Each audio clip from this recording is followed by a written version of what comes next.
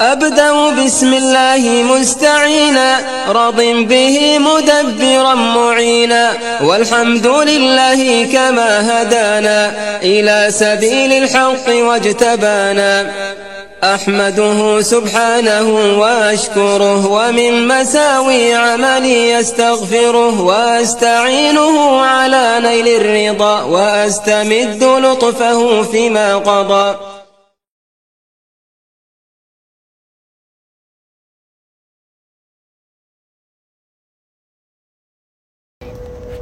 À plus de 5 kilomètres de la France se trouve la Gambie, un pays de l'Afrique de l'Ouest, enclavé telle une langue dans la bouche du Sénégal. Le pays compte plus de 2 millions d'habitants, bien que la Gambie soit 19e au rang des pays les plus pauvres du monde. Il renferme une richesse dans l'apprentissage et l'enseignement du Coran. À l'ombre des demeures luxueuses, les centres de Coran pullulent dans les 4 coins du pays. De la petite pièce au grand masjid, tout est bon pour établir un centre où des familles entières apprennent le livre saint, même parfois dans des conditions assez difficiles. Dans cette série de vidéos, nous allons à la rencontre des petits chouyours de demain, dans un pays où tout est à reconstruire. Alhamdulillah, thumma salatu wa salam ala asrafil anbiya wal mursalin Muhammad bin Abdullah wa ala alihi wa ashabihi wa man tabi'ahum bi ihsan ila yawmiddin ma ba'd. قالت سبحانه وتعالى من صوم جرد جل وعلا وقولا قصد كلاما دافع من كسمانتي وقولا غالي الكم قال البنيا الله يفتن يما منام أكرم يكون دانوتي أنسي ووتي الله يجهد يما ميالانكو يا أولين من كده شيخ جمع اسمك الكريم شيخ إبراهيم جمع فرحنا جدا إن شاء الله نكون دان دباغ إنكورا من شيخ أبو أمار الحاج جمع كبنا في إمارات أنا فوجان pour kana ziare la min kita jandi tuba ko kana daro nyin kono pour kana talbol ziare ka kolya ko do long ngon dan da bagin shewu dan be jayilo ko nyin kan tade ala kulli hali ala jayo ko lanin ka sarki lanin ka tuna ten do Allah sanin maja daro nyin commencé de 2013 2013 donc ba fenke la kafo France quand on ni diamta nam 2013 daro ñu commencé da wala wo nam donc le cher donc il fait une introduction machallah il est donc il nous remercie pour notre présence et il est très content qu'on puisse venir visiter ce merkez pour pouvoir écouter et entendre ce qu'il a à dire et donc il prie il fait beaucoup de doigts pour qu'Allah nous récompense pour cette action-là. Et donc il a commencé ce merkez en 2013. Dar al-Rahman tahfiz al-Qur'an al-Karim. Dar al-Rahman tahfiz al-Qur'an al-Karim, c'est le nom du merkez. On a commencé nous en 2013, faut qu'on a fait ça. Ben nous Nous étions à Kotou avant d'arriver ici, donc qui est un village un peu plus dans la ville, avant qu'on arrive ici.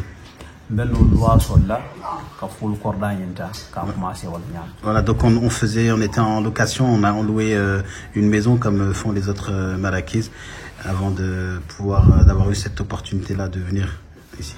On a commencé avec 12 étudiants à peu près et c'était une personne qui finançait le loyer, qui nous aidait à payer le loyer. Voilà, donc après un an, la personne n'a pas pu, elle ne pouvait plus assumer le paiement des loyers. Donc alors qu'à ce moment-là, on avait atteint à peu près une quarantaine d'étudiants. Et donc parmi les 40 étudiants, il n'y avait que 7 étudiants parmi eux tous qui avaient la possibilité de payer le merkez. Donc sur 7 paiements de ces 7 étudiants, on payait le loyer et ce qu'on avait pour pouvoir manger. Voilà, c'était pas suffisant, mais on a su un peu gérer avec ça, avec le peu et de la baraka. Donc une autre personne ensuite nous a donné un terrain à Lamen, donc qui est aussi une ville proche de Serekunda. Et donc on a trouvé quelqu'un qui nous a construit donc une maison là, un merkez à Lamen, Lamen, donc qui nous a construit un merkez là-bas sur le terrain. For alors à pareta natna transfer bambonan la mais on doit se bilo to get 50,000. Ouais, donc ensuite ils ont commencé à faire les cours là-bas et ils ont déménagé, mais ils ont laissé malheureusement une dette d'à peu près 50 000 taras.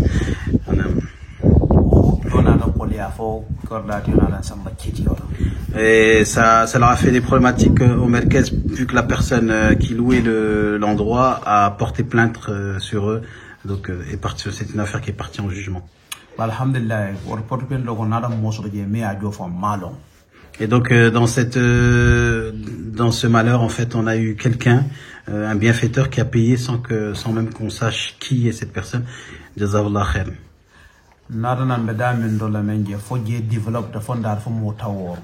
Donc ensuite, on a pu continuer les cours à l'Amen, donc dans cette maison, et on a été jusqu'à à peu près 60 étudiants. Voilà.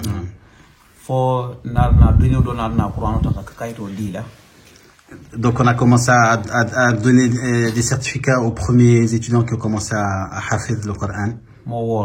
Donc parmi eux, il y avait 7 étudiants. Et donc on a fait notre première inauguration ou célébration avec la présence des bienfaiteurs qui nous ont aidés dans ce projet. Inch'Allah. Et quand il a réalisé, celui qui finançait un peu ce projet-là, et qu'il a constaté qu'il y avait un grand potentiel, et par la joie aussi de voir que les gens qui sont arrivés quand même à des objectifs. Et donc il a dit on va s'asseoir et discuter pour que ce projet puisse prendre une forme plus importante. Donc il a dit marhaban, on peut en discuter. Donc c'est là où on est venu dans cette discussion.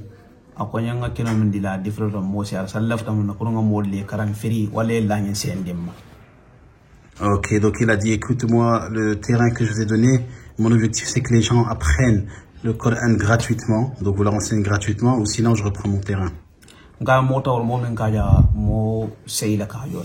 Donc on lui a dit il y a que dans tous les cas 7 personnes qui payent leurs études. Tout le reste ils n'ont pas les moyens de payer, c'est gratuit.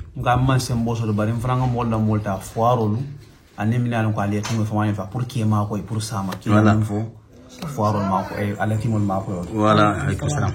Donc il dit j'ai parlé avec lui en disant que nous n'avons pas les moyens, mais avec tous les efforts que nous essayons de faire, nous avons réussi à quand même intégrer même des orphelins dans l'institut. Et donc voilà, mais avec les moyens du bord.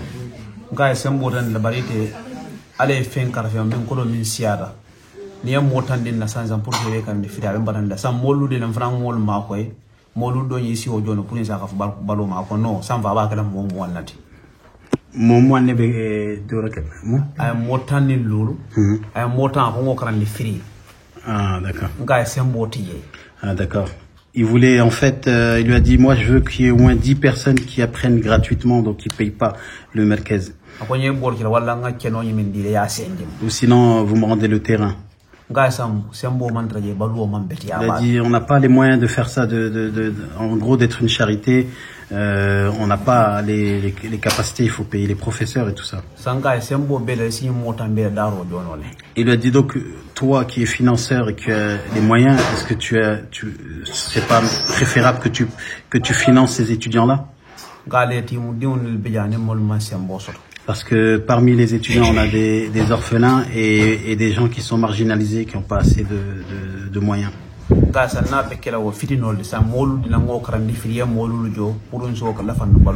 Il dit donc, il lui a dit bon, pour un terrain d'entente ou un compromis, je peux prendre en charge 5 étudiants, donc pour qu'ils apprennent gratuitement, et tu prends en charge 5 étudiants pour qu'on puisse avoir au moins une petite entrée d'argent mensuelle.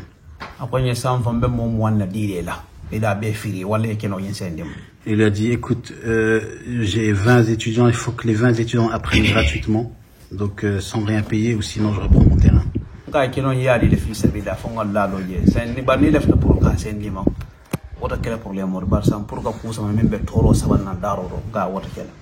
Il a dit, le terrain, tu l'as donné fisabilillah, qu'Allah t'en récompense.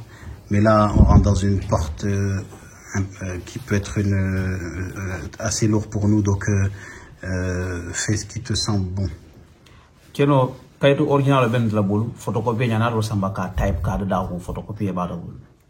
Donc lui, il avait les papiers originaux du terrain, de la maison. Et la personne avait une copie, donc elle a été refaire les documents.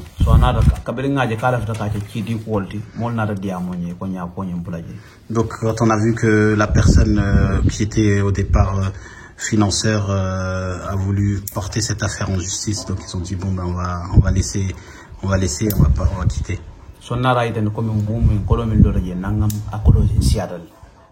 So that for 400,000 main sponsor against him for no yes. Ouais, donc malheureusement bon, la personne il a été terrain dans Malaisie, faut. Ah, terrain dans ma. Était finance. Voilà, en fait le problème c'est que cette personne qui avait donné le terrain et qui réclamait que les étudiants prennent gratuitement, elle n'a pas mis d'argent dans la construction de la maison qui a été construite sur ce terrain.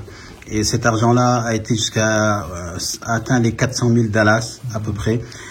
Et donc du coup c'est aussi un gaspillage par rapport pour le Merkez. So what on bet dictate maralol. So ni sembo maralol vekere nganda ya jembel wato ni. So nada sembo ni ono sanga fidi forcé. Ok, donc c'était un temps assez difficile même au niveau politique, donc il n'avait pas trop le choix, donc ils ont laissé ce qu'ils avaient construit et ils sont partis. Donc le Merkez s'était arrêté là. Donc ils ont pris les papiers et ils se sont parés du terrain. Donc jusqu'à ce jour, la maison qui a été construite sur le terrain qui a été donnée gracieusement est restée impayée. C'est-à-dire que ça n'a pas été remboursé au Merkez. Donc on a placé notre confiance en Allah Azza wa Jal et on a avancé. Donc il a dit, j'ai commencé à reprendre une location afin que le Merkez ne soit pas abandonné et que les étudiants puissent poursuivre. Donc je payais à peu près 25 000 Dallas par an. Et donc, il s'est passé ce qui s'est passé. Le Merkez a brûlé. Donc, tout ce qu'on avait a été cramé. Et le centre il y a eu un incendie. Donc, on a trouvé quelqu'un, qu'Allah le récompense, qui nous a permis de reconstruire tout ce qui a été endommagé. Donc on a dû faire un arrêt pendant à peu près 7 mois.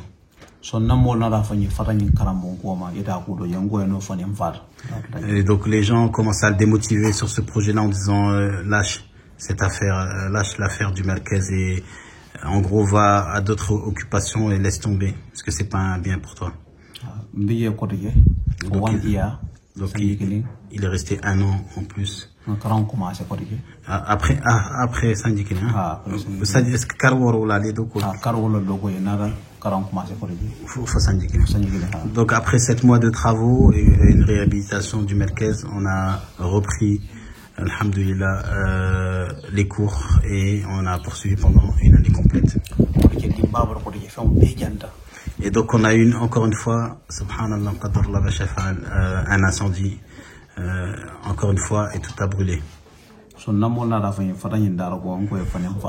Et donc les gens ils ont dit, lâche l'affaire avec ce Merkez. Il a dit, je ne lâcherai rien jusqu'à ma mort.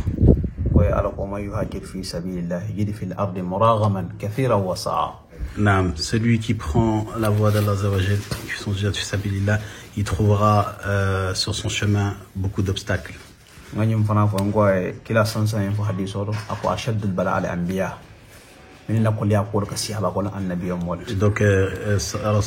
sallallahu alayhi wa sallam a dit, ceux qui étaient les plus éprouvés étaient les prophètes.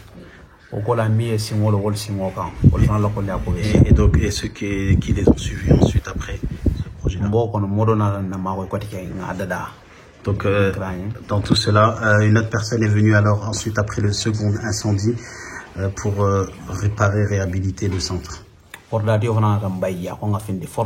Ensuite, après cela, le responsable de cette maison-là qui nous louait cette maison nous a ensuite forcé à quitter. Donc il avait même appelé à un moment donné des maçons pour qu'ils détruisent la maison ou qu'ils l'abîment pour qu'on ne puisse plus poursuivre les cours en son sein. Donc on était 7 mois dans une grande fitna avec le propriétaire. Et dans tout cela, à chaque fois, on avait de la demande, des nouveaux étudiants, des nouveaux inscrits, et pourtant on les acceptait.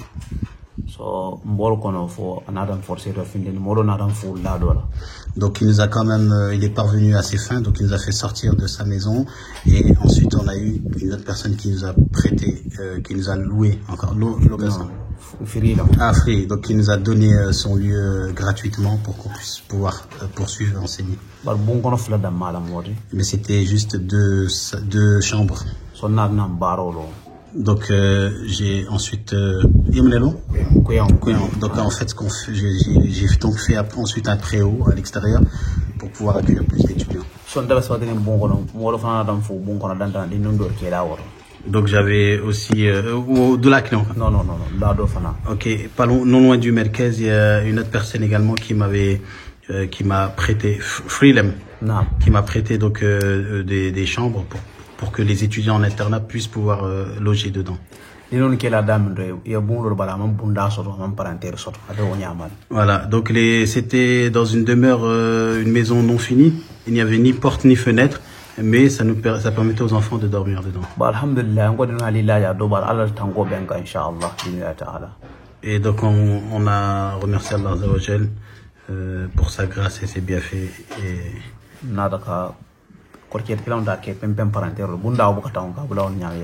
Donc on a commencé à mettre faire un peu du rafistolage pour qu'il y ait au moins des fenêtres.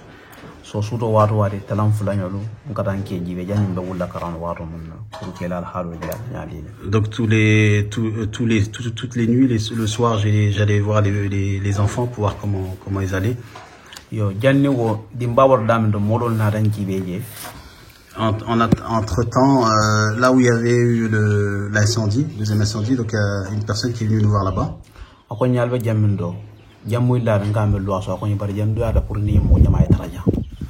Donc ils se sont aperçus, il leur a dit mais vous êtes là actuellement, vous avez déménagé, mais c'est trop petit par rapport au nombre d'étudiants que vous avez.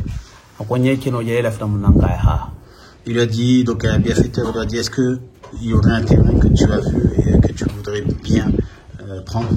Il lui a dit où ça? Il lui a dit oui, à Toubacouta, je connais un terrain là-bas.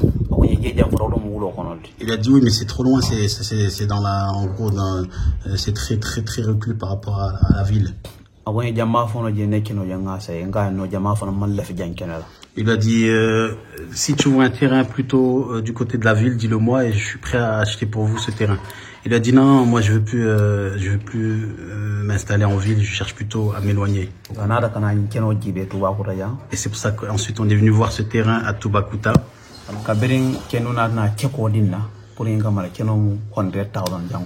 Donc le terrain était à 100 000 Dallas. Et donc c'est là qu'ils l'ont nommé Dar al-Rahman pour l'apprentissage et la mémorisation du Coran. Donc les papiers, je les ai ici avec moi. C'est moi qui ai tous les papiers administratifs.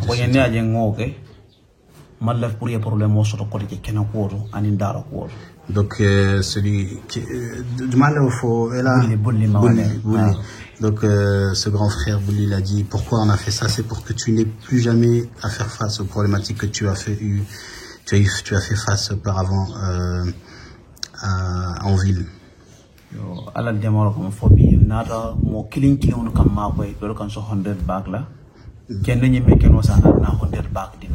Donc ouais, donc au fur et à mesure, donc on est parti d'un terrain et de fil en aiguille, on a eu des aides par-ci par-là et on a commencé à construire. Voilà, et donc celui-même à qui on payait le terrain à 100 000 Dallas, il leur a rendu les 100 000, il a dit je veux que vous sortiez le plus rapidement possible de votre difficulté, construisez et ensuite on verra plus tard. Alhamdulillah, voilà, donc ensuite j'ai un ami à moi, un frère à moi qui est en Espagne qui m'a envoyé de l'argent et j'ai commencé à acheter des graviers, du béton. Alhamdulillah, c'est là qu'on a pu construire cette maison dans laquelle on est actuellement. Donc, tout ce projet a pris 2 ans. Ça a pris 2 ans pour arriver à ce que vous voyez ici actuellement. Voilà, donc le projet n'est pas finalisé, la construction n'est pas finalisée, mais ça nous permet d'accueillir un nombre limité d'étudiants, en tout cas pour que le projet puisse commencer. Donc on arrive avec 30 étudiants, ensuite on a 24 étudiants qui se sont greffés à eux. Donc, et par rapport au fait, le coût de la vie également, parce qu'il faut que les enfants qui sont en internat se nourrissent, tout ça, eh bien, on n'a pas pu avancer dans les travaux.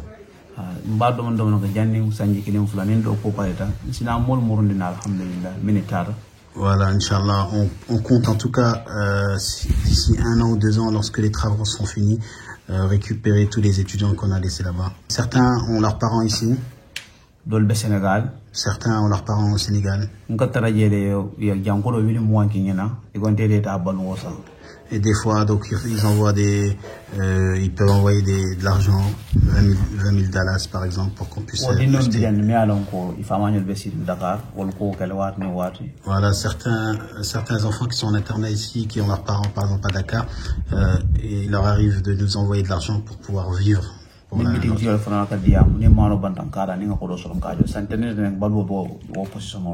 on a aussi une bonne entente avec les marchands du coin, les boutiques du coin qui nous donnent du riz pour dépanner et ensuite on paye lorsqu'on a les moyens de payer.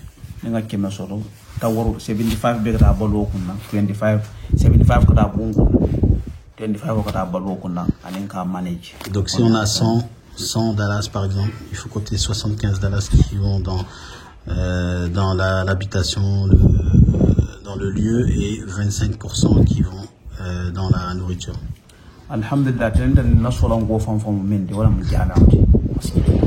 Notre réel besoin aujourd'hui, on aurait besoin d'une mosquée au sein de ce centre.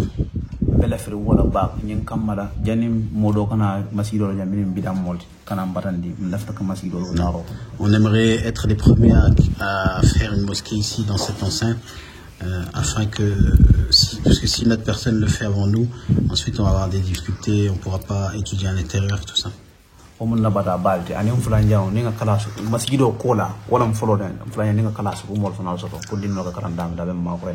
Ensuite, après la mosquée, qui est le départ du projet, l'objectif, ensuite on aimerait faire des salles de classe pour faire des petits groupes de classe avec les étudiants. Alhamdulillah,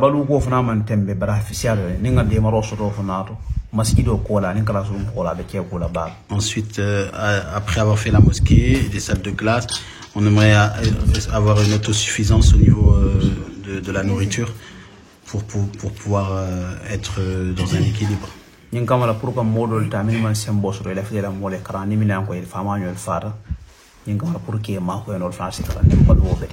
Voilà, et si on arrive à atteindre ces objectifs-là, on pourra ensuite accepter les familles les plus démunies ou qui sont plus marginalisées, on pourra les accepter.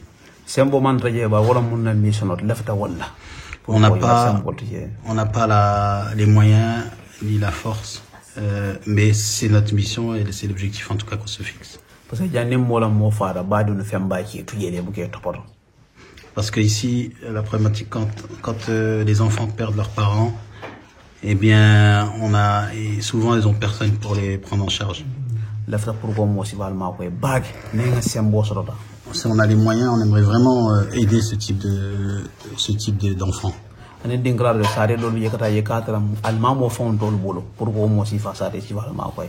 Également, il y a des villes où il y a carrément pas d'imam, il y a personne il y a pas de gens de science dans ces villes-là. On aimerait aider ces villes aussi. Parce que ndako tayiri blendar sare jamaalo ngar almamol man traje karambalia ni kuya mammo sama non pour ka karande sembo tije. Voilà, parce que j'ai visité beaucoup de villes et je vois il y a beaucoup de villes malheureusement en Gambie où il y a aucune personne de science capable de pouvoir enseigner le Coran aux gens, à la population. Et donc ces gens-là méritent d'être aidés et si on a la force, en tout cas la possibilité de le faire, là on le fera.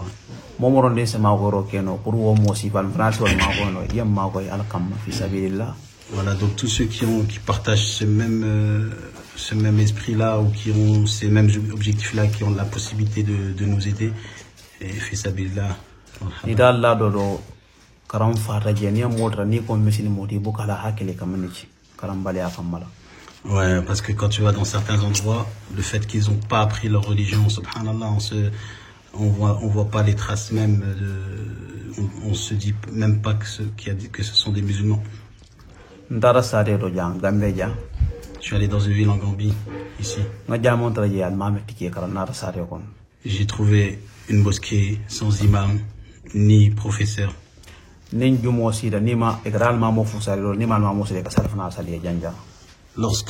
c'est le Jumu'ah, ils n'ont pas d'imam, ils n'ont pas de professeur, parfois ils prient juste le Dohor. C'est-à-dire qu'ils n'ont pas la possibilité même de faire la khutbah et ensuite ils prient la salat Dohor et ensuite ils partent.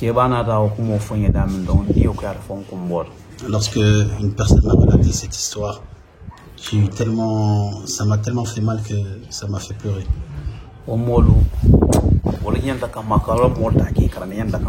Ces gens-là, donc, ils ont besoin, ces villages-là, qu'on les forme, qu'on leur enseigne pour qu'ils puissent.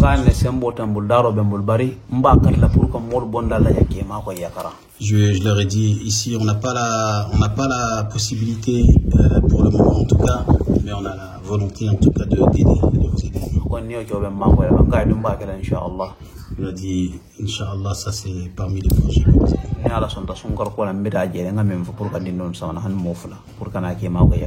Inch'Allah, et dans l'objectif, on s'est dit peut-être même après Ramadan d'intégrer un ou deux familles de ces villages-là.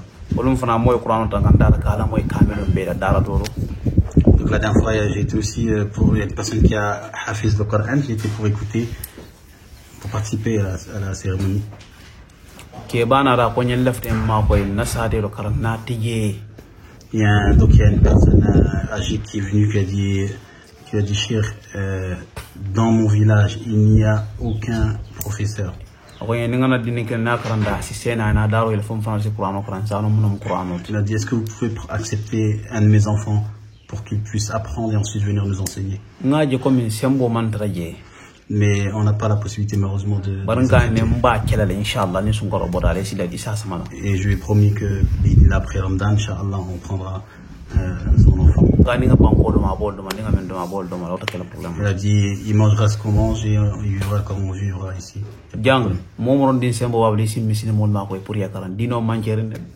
Il a dit ici, tous ceux qui ont la possibilité d'aider les musulmans ici en Gambie, faites-le parce qu'il y a un vrai besoin.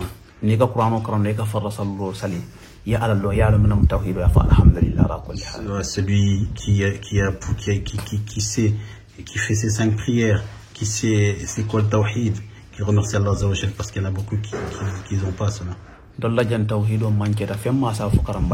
Ici, beaucoup manquent ils connaissent pas vraiment ce qu'est le tawhid. Tout cela par manque de science et manque de professeurs et d'enseignants. Et alors que le tawhid c'est la base même de l'adoration. Il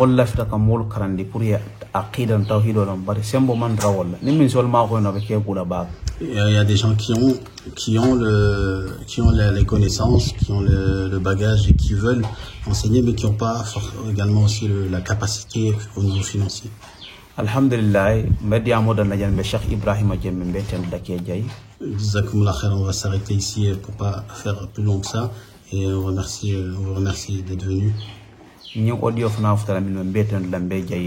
tous ceux à qui parviendra cet audio, cette vidéo, qu'Allah vous récompense.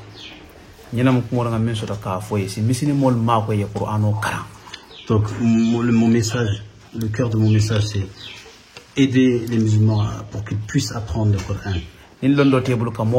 Si tu n'as pas la connaissance pour enseigner,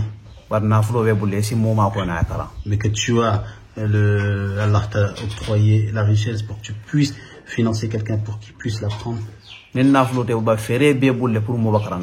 Et si tu n'as pas la richesse, mais que tu as l'intelligence ou que tu as une quelconque idée pour pouvoir faire en sorte que les musulmans puissent apprendre le Coran, ces trois choses-là, Allah subhanahu wa ta'ala ne prive jamais un musulman de cela. Donc chacun, selon sa position, sur ces trois choses-là, si vous avez doté d'une de ces trois choses-là, faites l'effort. Celui qui dépense dans le sentier d'Allah, il trouvera dans l'au-delà. Allah subhanahu wa ta'ala, il a dit ce que vous avancez pour Allah, vous le trouverez auprès d'Allah.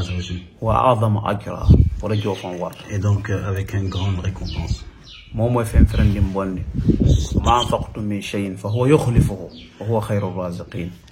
Voilà, celui qui dépense, Allah subhanahu wa ta'ala, c'est le meilleur des pourvoyeurs.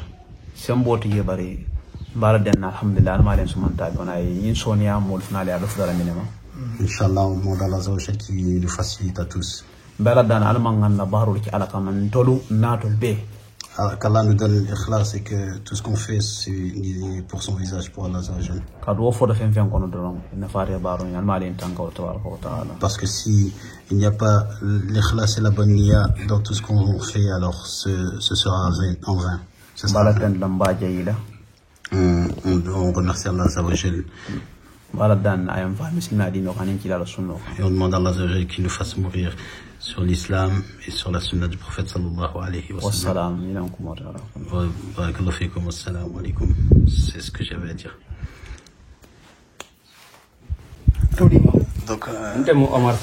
Donc moi je suis Omar Silati. Donc je viens du Sénégal, à Casamance. J'ai inscrit mon enfant dans cette marquise. Et tout ce que Oustaz vient de dire n'est que vérité. Mon enfant est là depuis des années. J'ai jamais donné même pas un centime dans ce magasin. Tout ce qu'il a dit, c'est lui qui s'occupe de tout par rapport à mon enfant. Et j'ai d'autres personnes aussi qui ont leurs enfants ici. Et donc c'est vraiment un projet qui a été fait pour Allah. Et c'est pour ça qu'il prend toute la responsabilité par rapport aux enfants. Et tous les enfants qu'il veut accepter.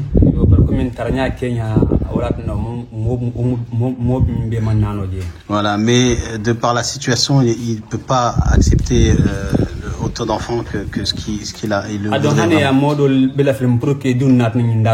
Et pourtant, beaucoup d'autres aimeraient bien amener leurs enfants dans ce markaz. Inch'Allah, bidnillah, si Allah le permet, ils pourront tous profiter de ce centre. C'est ce que j'ai à dire, en tout cas, en tant que parent.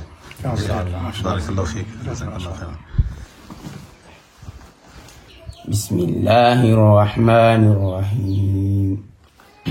Alif Lam Mim. Allahu la ilaha illa huwal hayyul qayyum.